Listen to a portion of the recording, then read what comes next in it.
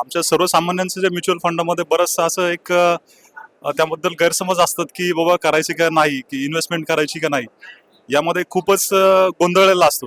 पण आज या ठिकाणी इथं जी माहिती मिळाली अतिशय मौल्यवान माहिती होती आणि या ठिकाणी जे विविध मार्गदर्शक होते त्यांनी अतिशय व्यवस्थित प्रमाणे कुठं गुंतवणूक केली पाहिजे, सोन्यामध्ये कशी केली पाहिजे, म्युच्युअल फंडामध्ये कशी केली पाहिजे आणि अध्यात्म आणि मन शांतीसाठी जे ज्या कीर्तनकार होत्या त्यांनी अतिशय व्यवस्थितरित्या तिन्ही बाजू अशा समतोल साधून हा जो कार्यक्रम केला त्याबद्दल सर्वांचे मनापासून धन्यवाद.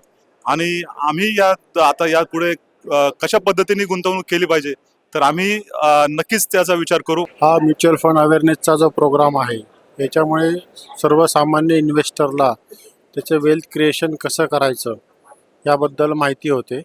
आणि अशा प्रोग्राममुळे काय होतं की आमच्यासारख्या डिस्ट्रीब्युटरला पण एक बळ मिळतं की लोकांना त्याबद्दल अवेअरनेस वाढवायचा आणि लोकांच्या संपत्ती जी आहे त्याच्यामध्ये आपण कसं त्यांना मार्गदर्शन करायचं जेणेकरून त्यांच्या सर्व प्रकारच्या स्थितीमध्ये त्यांनी त्या इन्व्हेस्टेड राहावं आणि त्याच्यामुळे त्यांची पण वेल्थ क्रिएशन होते.